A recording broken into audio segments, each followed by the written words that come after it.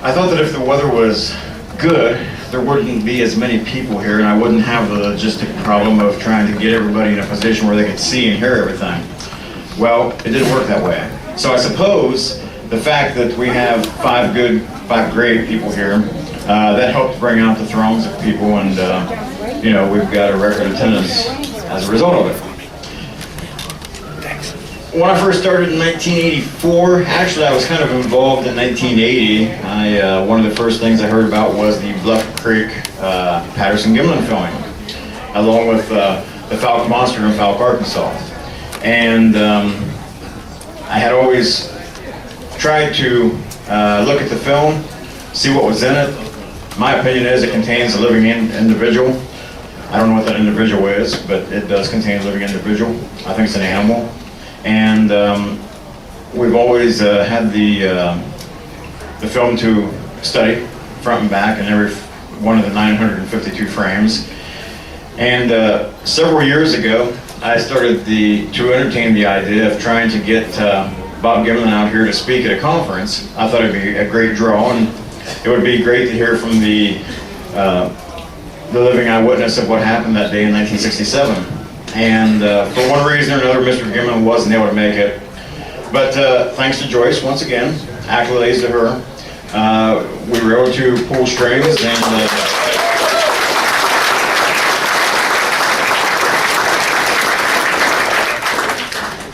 I've held 22 conferences, but inevitably, Joyce was able to pull the ultimate rabbit out of the hat. So, I think without further ado, what we're going to do is have Mr. Gimlin come up.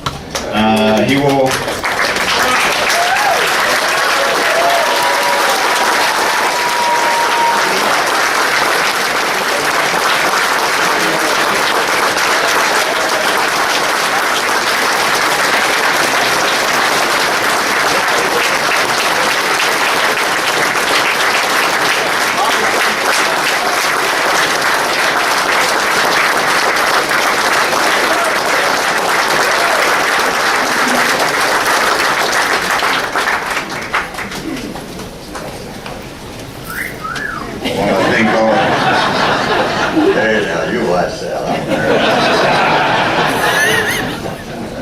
Between Don, Tom, and Jeff, they've said just about everything that should cover this, but I'm going to say it again.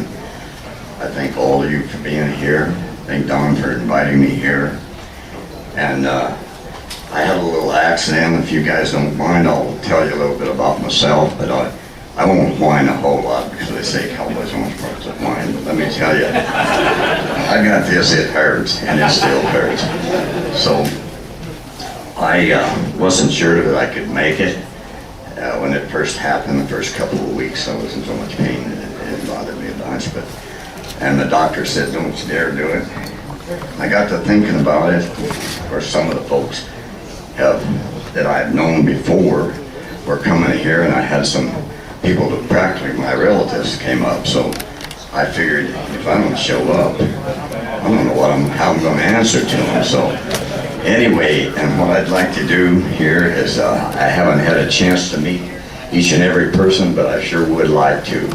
And I know it's going to be impossible, but if you folks will allow me, I'll tell you a little bit about my life. I come from Yakima Valley, Washington, which is way on over there, and all the bad stories you hear about Washington aren't really true. Maybe some of them. But anyway, and I basically ride horses for an occupation, and you can see that I probably should change occupation.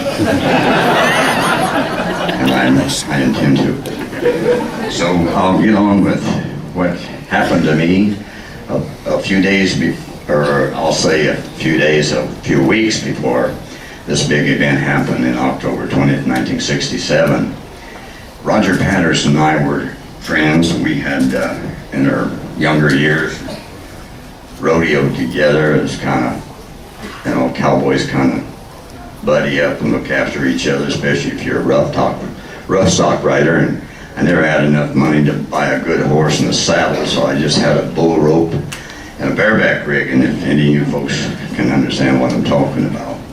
So consequently, that's what we did, and Then there was times when my family started growing a little bit, so I figured I better quit riding rough stock in the rodeo circuit. And I hadn't seen Roger for quite a few years. One day he pulled in my driveway and he had a great big old plaster cast with him, and he said, "Bob, you know what this is?" And I said, "No, I didn't." But I'll go back just a little ways. I got married in 1964. My wife and I went to Harrison Hot Springs, BC for our anniversary, for our wedding. After our wedding, it wasn't an anniversary quite yet. But anyway, we got up there, and as we was pulling out of Harrison Hot Springs, you look over there and there's a big plaque with a Sasquatch on it, and it says Sasquatch. My wife said, "What's a Sasquatch?" I said, "I don't know, just big ugly Indian, I guess." Anyway, that's when I first heard the word Sasquatch or knew anything about it. Well, then when Roger come flying in my driveway that time in his little Volkswagen bus and showed me this plaster cast and said, "Hey, that's a Bigfoot track." And I said, "Well, yeah, it is pretty big." But anyway, then he brought a book down about Dr. Ivan Sanderson. I don't know if any of you folks have ever been able to get a hold of that book. It's a real good book in my opinion. Anyway, to go on with the story, I read the book a little bit once in a while and had a little spare time, which wasn't often. And Roger kept coming by. He lived up in the woods quite a little ways from me, about 25 miles, and I was riding a lot of colts, young horses that is, and I'd drive up past his place and I'd stop and visit with him. He always had a story, and he had these little cassette tapes, and he'd play them about testimonials that people had well, they weren't witnesses of Bigfoot, but they'd had some kind of a episode with them, some kind of an encounter that they didn't understand or whatever, you know. And so consequently, I got to the point where we'd sit around the campfires at night and I'd get thinking, well, maybe there is something out there that's making all these people make these statements. And Roger with these plaster casts that he cast in different areas. And he had made some trips to Northern California also. And he was in it pretty heavy, but everything went along and I didn't really have much interest because I had too many other things to do to make a living. I had 4 children at that time, so consequently I was working pretty hard to keep up with the everyday bills and so forth. So anyway, as time kind of went on by, I kept thinking about this, and I'd go by Roger's place and I'd stop and pick him up with his horse, and we'd sit around the campfires at night. He'd tell me all about these things, and I just, you know, I'd listen, because that's all there is to do up there when you're around the campfire at night. And so Roger hollered at me one Friday, I think it was, Labor Day weekend, and said, "Hey, let's go over to Mount St. Helens area. You mind riding over there?" I'd never been there, and Mount St. Helens is a beautiful mountain, so I thought, well, and he talked about Ape Canyon and Beck deal and so forth, and so I was listening to all that and thought it was a pretty good deal. So we went over there in Mount St. Helens area and found out you couldn't ride horses very much in that logged off country because it was just slash and stuff down everywhere. It started raining really hard over there on Sunday. So we came back on Monday and I went back to work, and about a week later Roger come flying into my place again and says, "Bob, we got to go to Northern California." So what for? He said they found tracks down there around a piece of equipment or a tank that they pulled in there, and there was 3 different sizes of footprints. He said they don't really know whether it was a male, female, and the young one, but there was 3 different sizes of footprints. So I said, "Well, Roger, I can't just go right now." So this was like right after Labor Day. And so I said, "I've got things I got to get lined up here." And, you know, my wife wasn't too interested in taking care of a bunch of horses and cows and so forth. She had a full-time job also. And so I finally talked her into doing part of it and got a hold of some young people to help while I was gone. I wasn't going to be gone very long. I just figured another few days. And so we get down there in Northern California, and I'd never been there before, so I didn't really know where I was going. We get down there to that area, and Roger, of course, told me how to get in there. He'd been in there prior to that, he talked to some of the people down there, Al Hodson and a few others. And so we went in there and camped, started, and by the time we got there, these footprints around this piece of equipment that was new, fresh dirt, and it were just blobs of mud. I mean, blobs there where it had rained. It had rained hard down the whole west coast, I suppose. And so there wasn't even, as far as I was concerned, an identifiable footprint there. Not one that you could put a cast or some plaster in and get a good cast out of it. So I wasn't still impressed, and up to that time I had never seen a footprint that you could get a cast out of. So, you know, I still wasn't a confirmed believer in everything. But we rode those mountains every day with the horses around and around, but you know, just covered a lot of miles. And then I had a truck, a dual-wheel Chevrolet truck that was not four-wheel drive. So it wasn't real easy to get it around. And when they were pushing logging roads in up through there to start logging way up above where we were camped. So I'd take that truck and I'd drive the roads at night, see if we could see any footprints cross, any tracks cross there for footprints. And we seen everything but a Bigfoot track. Deer, cougar, bobcat, and bear. And this went on for quite a few days, and I was getting ready to come back to Yakima. And so Roger said, well, let's go up to that area that really looked like great habitat a couple more times, and then and maybe you just leave me down here and come back and get me in a month. I said, no, if I leave you down here, Roger, you're going to be here. I'm not coming back after you. It's quite a little ways from where I live down to where this film footage was taken. So we left out that morning fairly early. Well, I'll go back a little bit. I left out early. I always got up early. Roger didn't. He usually slept in a little more than me, and I'm kind of a farm boy, so I got up about daybreak every day and sat on the horse and I'd ride out. Well, my horse loosened up a shoe, so I rode back in to get the equipment to tighten the shoe back up and get it going. And Roger came in just a little bit later and he said, "Hi, golly," he said, "Bob Bings, you're going to go in a few days here. Can we go out and stay all night up in the mountains and some of that area where it really looked like great habitat?" And I said, "Well, yeah, I suppose so." So we started out that afternoon. Well, it was early afternoon, probably 12:30, something like that. And took a little horse with us with our sleeping bags and our equipment all on it.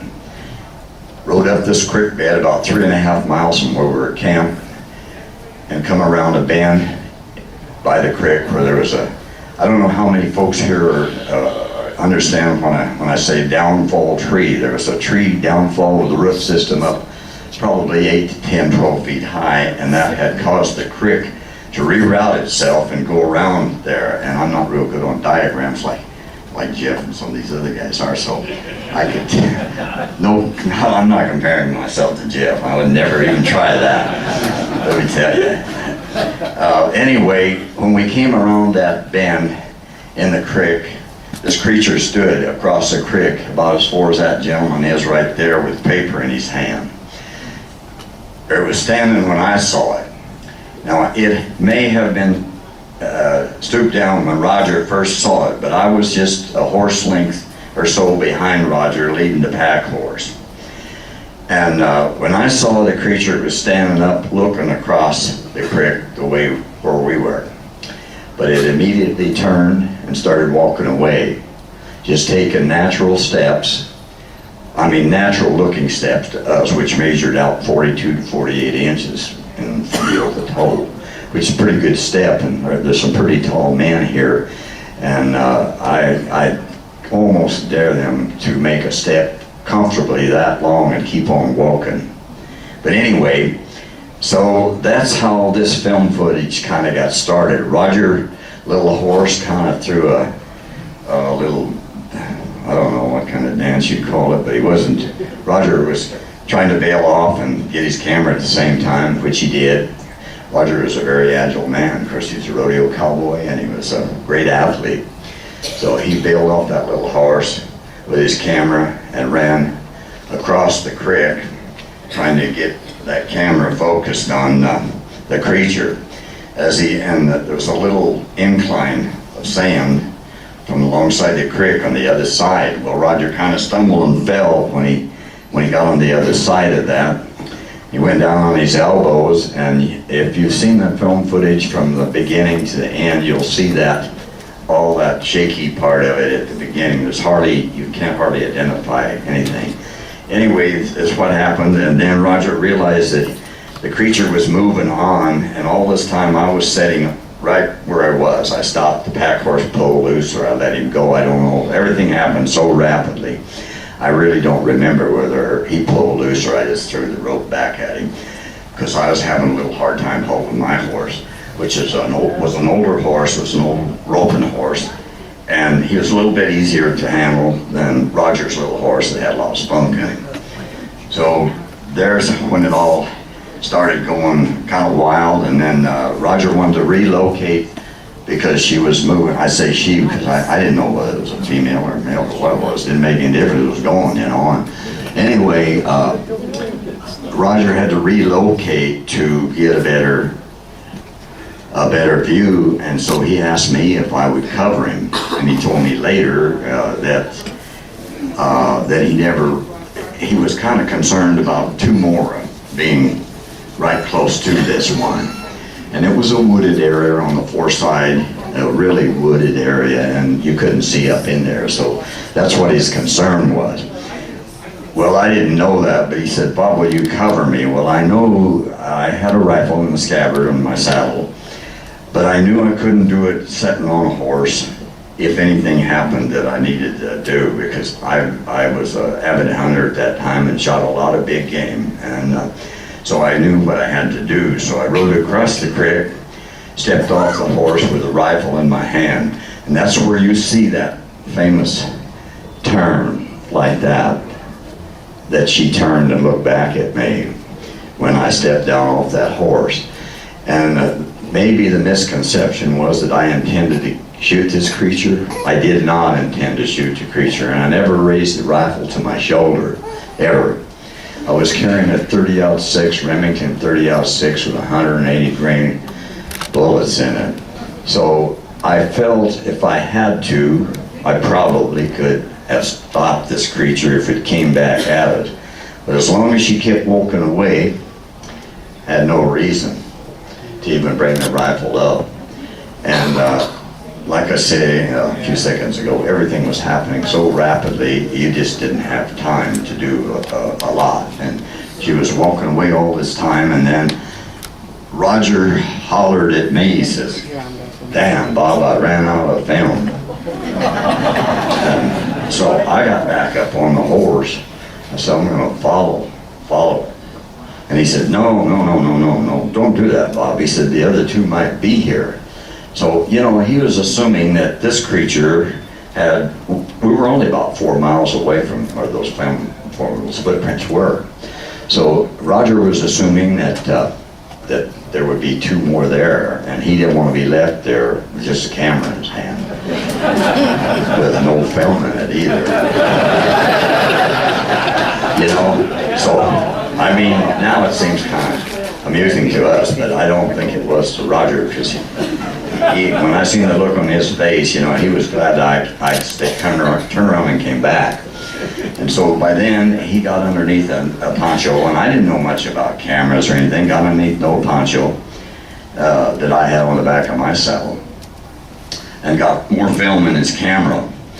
And then we pursued to catch up his horse, which ran down the creek a ways in the little pack horse.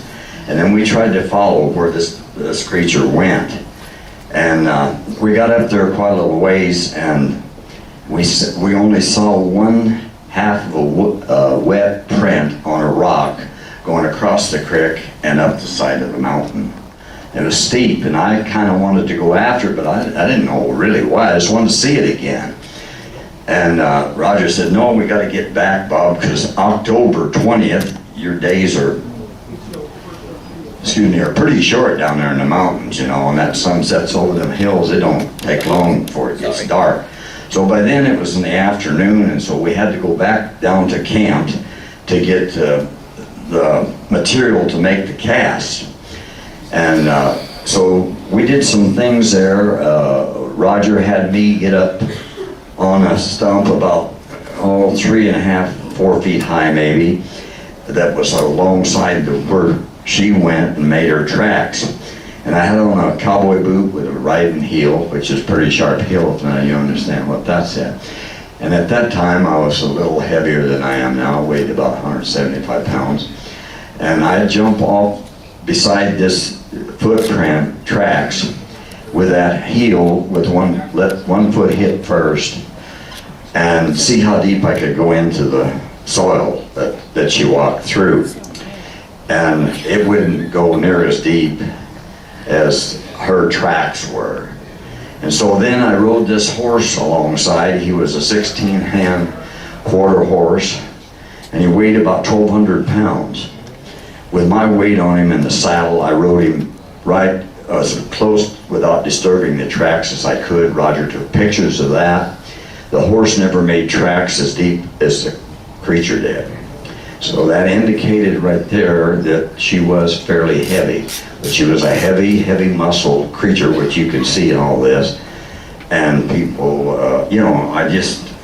people say, well, what do you think, Bob? What'd she weigh? I said, well, I don't know. I thought 300 or 400 pounds was really big, And I said, oh, probably 300 or 400 pounds, 6.5 feet tall.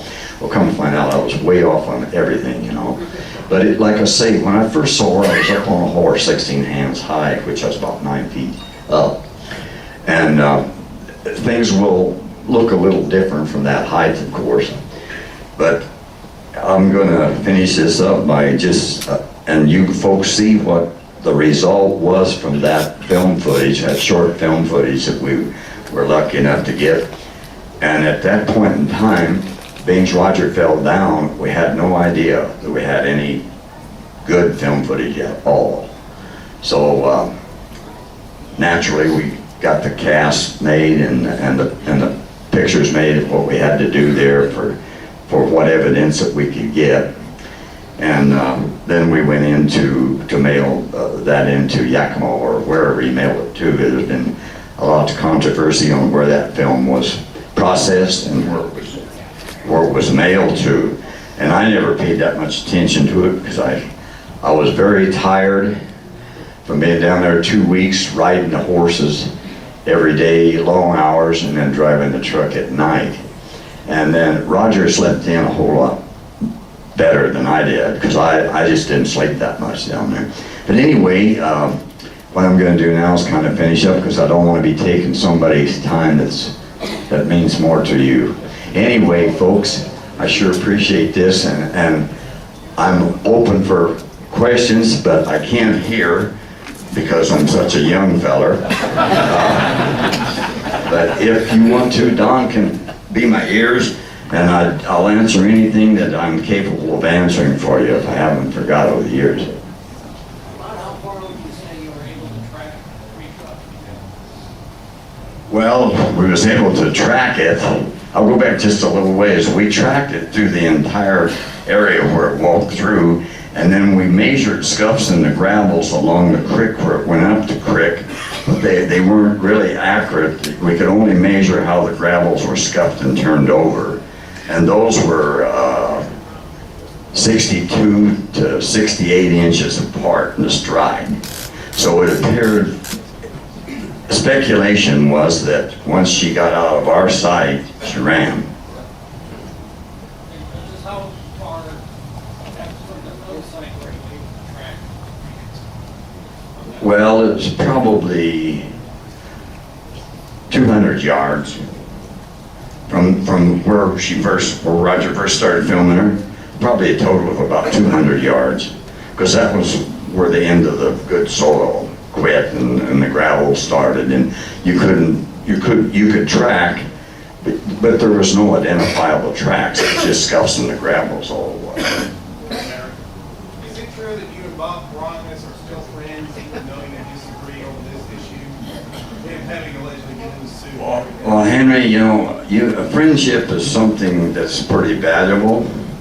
I still speak to Bob Haramis when I see him. I don't consider him a friend. Oh, by the way, I wanted to say also, there was only Roger Patterson and I down there at that time. There was no one else down there.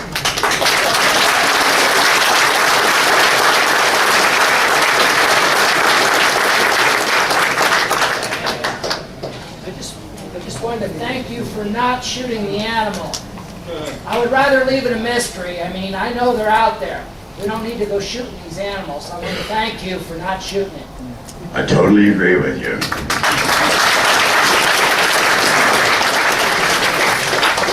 Did she appear to be afraid of you at all? Did she appear to be afraid of you at all? No, not that I could detect. Because, you know, when she walked away, she never did run. And I keep saying she at the time, it never did run until it got out of our sight.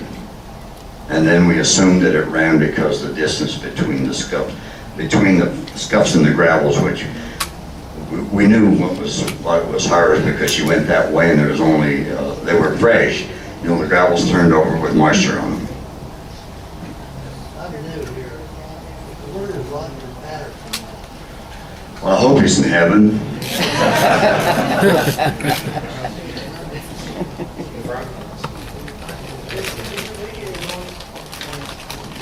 Not that I heard. Did Roger think it was a female at the time that he saw it? We didn't even discuss it because this happened so bad. I never knew it was a female until everybody started looking at the film and said, well, she has mammary glands, so must be a female. So that's when I first heard when they was talking about Patty, I had no idea. Oh, they was talking about Roger Patterson's wife. Well, that's Roger Patterson's wife's name. Yes, Mr. Gimlin, we've all heard the stories that people have shown up and said, I was the man in the suit. I even saw once on TV it was a woman in the suit. The only thing I can say is, where's the suit? Nobody's ever shown us the suit. You know what I mean? Yes, I know what you mean. Does she have anything in her hands? One more time. Did Patty have anything in her hand? Was she carrying something and have it in her hand? No, that case of beer wasn't there.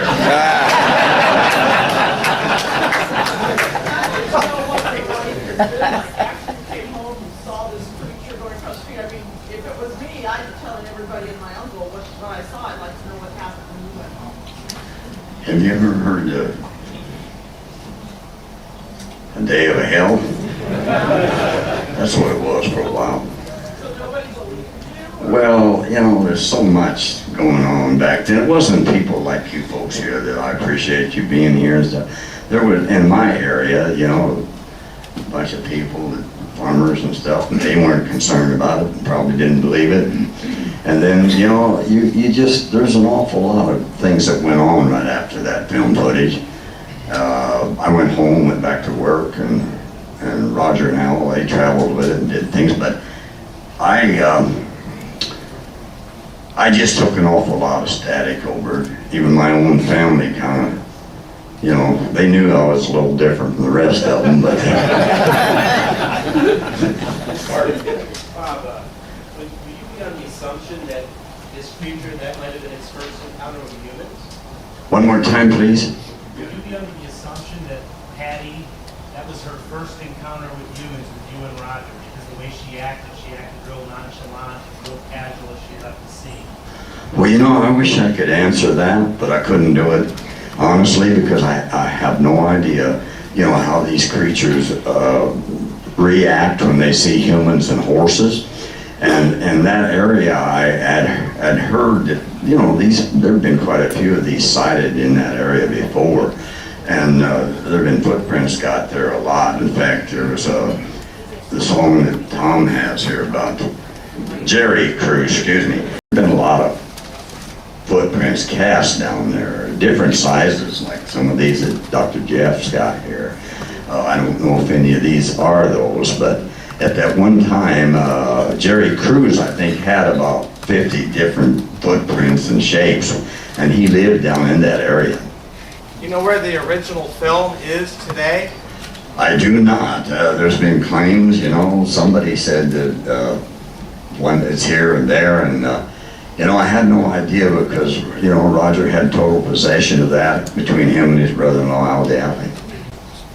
In your professional opinion as a horseman, do you think the horses would have reacted as strongly to what you come across with, say, a grizzly bear? Well, I hadn't ridden this horse that I was riding very much, but we don't have grizzly bears where I'm at, but we have brown bear. So I've ridden a lot in the mountains and encountered brown bear, and it kind of depends on what the bear reacts and what horse you're riding, you know, whether you're riding one that's been around a long time or one that hasn't been around for a long time. But yeah, I have ridden horses up in there, and brown bear go oof, oof, oof, and start running down the trail, and the horse kind of throws a bit and has a little trouble, and you gotta stay with them a little bit. Do you ever think we should be afraid of these creatures? Do you think we should be afraid of these creatures? No, I do not, honey. I think if we leave them alone and they're curious creatures, this is my own personal opinion, and I strongly believe that these creatures will not harm human beings if they're left alone. But I think if we go out there and shoot at one or wound it, it's like any other animal's been wounded. You might have a problem on your hands. Describe the circumstances when you first saw the poor Patterson film. Who were you with and how that went?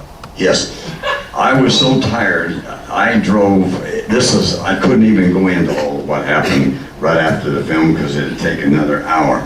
But anyway, when I got home, I drove all the way that night, drove all that afternoon. It took us all day to get out of there. It was raining, mudslides, and so forth. And so I drove like almost 24 hours straight or so. It was actually more than 24 hours. And I was so tired, I went to bed and I went to sleep. So I didn't see that film footage for 2 days. And when I did see it, my first opinion was, that's not very good. I seen it better than that, which is a natural assumption, you know, because I did see it better than that. You see what I'm saying? I thought, well, I don't know what everybody's getting excited about that. That ain't very good. Have you ever seen a creature similar to that one since? No, I have not. Do you want to? Oh, if I get a yes, I'd really like to. I'd like to be able to walk up to one and look it in the face and smile at it and say, hey. If it was a male.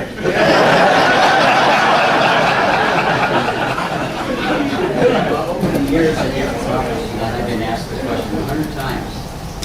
After the filming, after they viewed it, after they saw for sure that there was a creature at Bluff Creek crossing and they got film of it, why did you and Roger ever return to the film site for more evidence? Well, I can't speak for Roger, but I can speak for Bob. Roger and Al, they just could not leave well enough alone. And this is just me talking now, because I wanted to stay there in Yakima and really just see what happened, really. Well, Roger and Al right away quick, they wanted to travel with this film, which we did, and it wasn't really anything that I cared about because I'm not real. So first we went to California and talked to David Wolper Productions. Talked about getting back up in there and filming, doing some film footage, and I got David Wolper mad right at the beginning because he said, well, we'll send an actor up there and say he's Bob and send him up through there. And I said, hey, I want to tell you something, Mr. Wolper. And people don't talk to a movie producer like that. I'm just a farm boy, and so I said, you don't have a man that can carry a camera and follow me up through there that'll film me. And he said, well, I think I do. I said, well, get him out here, because you don't have, I can tell you, because I was in great physical shape at that time, and I could move.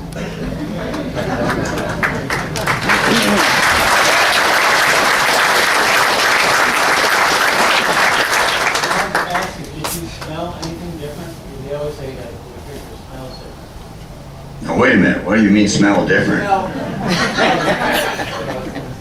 Yes, I did. There was a smell. Roger and I never agreed on smell.